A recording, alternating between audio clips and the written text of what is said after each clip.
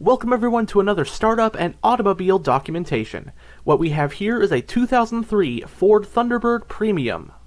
This T-Bird is painted in torch red with a black soft-top roof. It has a two-tone black ink and torch red interior with standard leather seat upholstery.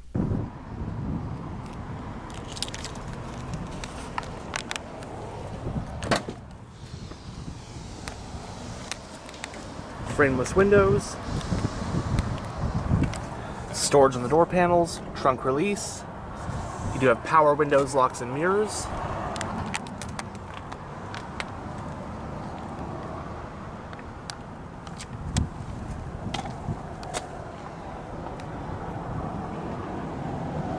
Both seats are partially powered with a power seat base and a manual seat back.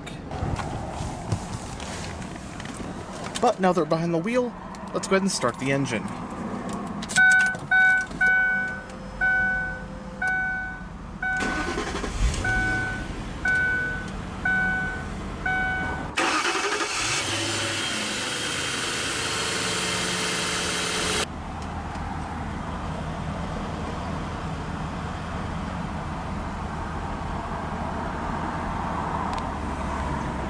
The Ford Thunderbird first launched for 1955 and became an icon of 1950s Americana. It originally was made in response to the Chevrolet Corvette, but while the Corvette evolved into a true sports car, the Thunderbird ultimately cemented its legacy as more of a laid-back, comfortable, upscale two-door cruiser. The T-Bird was produced almost continually between 1955 and 2005, spanning 11 generations. This 03 model represents the 11th and final generation of the Thunderbird, codenamed M205, which was produced from model years 2002 through 2005. This generation was a big departure from what the Thunderbird had become by the late 90s. The 11th Gen T-Bird was designed as a retro-themed homage to the original first-generation Thunderbird from the mid-50s, containing many familiar design elements from the original T-Bird.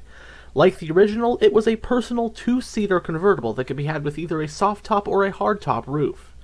In terms of underpinnings, the 11th Gen T-Bird rode on the same platform as the Jaguar S-Type and Lincoln LS sedans, and used a modified Jaguar V8 engine as standard.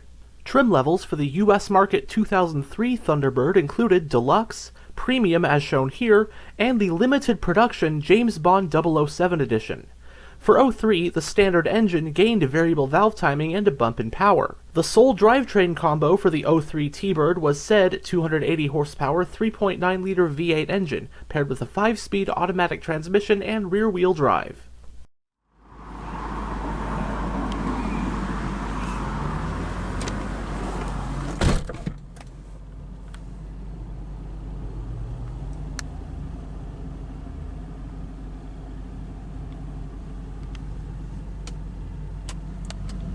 In the instrument cluster, we have 4 analog gauges, which are your temperature gauge, tachometer, speedometer, and fuel gauge.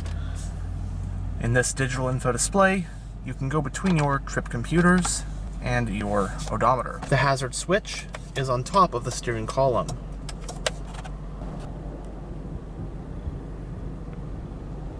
It has a 4-spoke design, leather-wrapped, multifunctional steering wheel with a red painted portion on the top.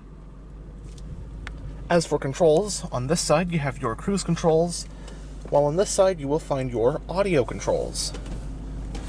The steering wheel is power, tilt, and telescopic. You can toggle your traction control, your exterior lighting switch, panel dimmer, power mirror controls, climate vent for the driver. On this side is your high beam, turn signal, and wiper stalk.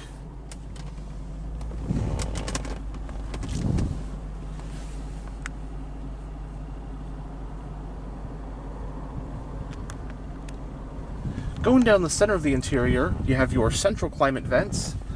Right here is your whole AM/FM radio head unit with a 6-disc CD changer. Below there you will find your dual zone automatic climate controls, your temperature for either side, fan speed, bring up your exterior temperature, auto, off, different zones, etc. You have two 12-volt power outlets, passenger airbag switch. You can lower the power convertible top from here, and you do have two-stage heated seats as well.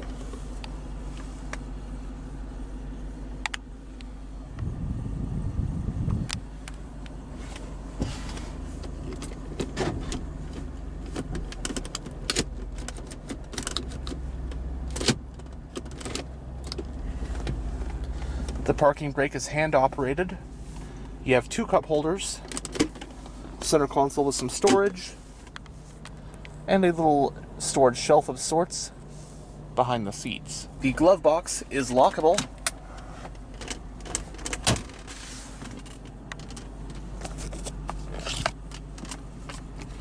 Vanity mirrors for both sun visors.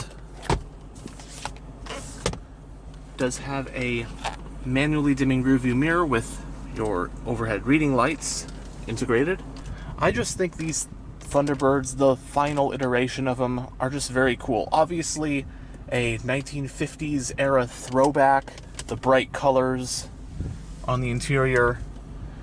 I just think these are cool. They're not boring. They stand out. They don't look like anything else on the road, this generation of Thunderbird.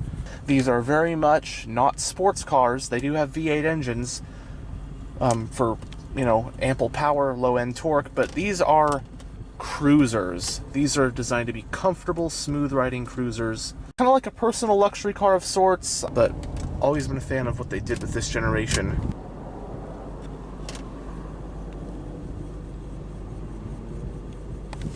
But now we will roll down the windows. The driver's window is automatic down, and lower the convertible top.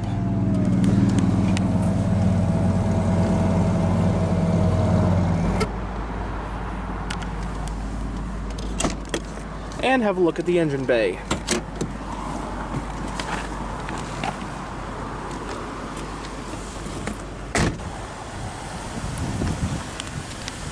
The premium trim added these 17-inch 7-spoke chrome rims.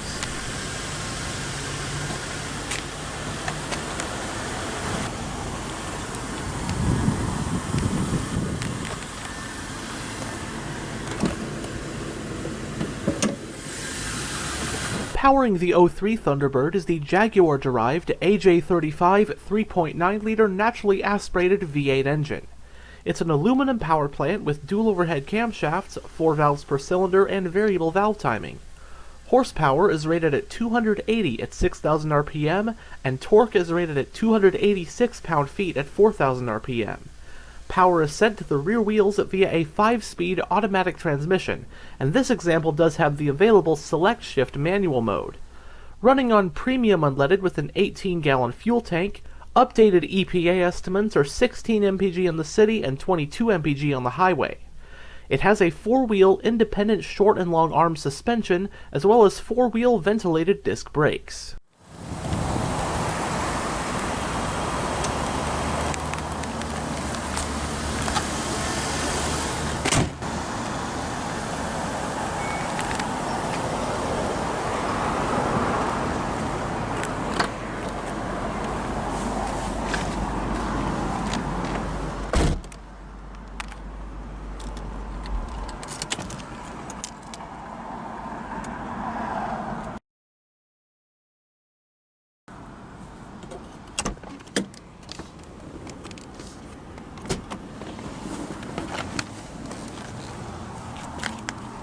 And this is the area, again, behind the seats. A little bit of a storage shelf.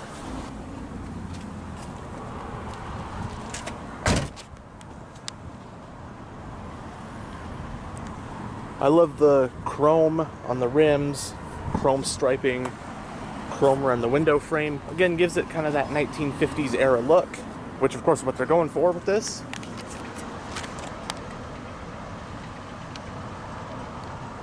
It does have dual exhausts.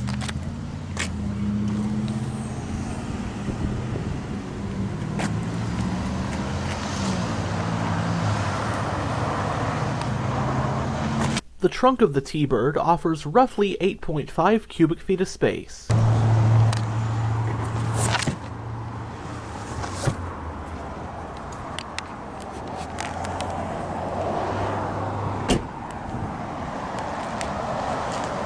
And as seen earlier, the fuel cap is on the passenger side.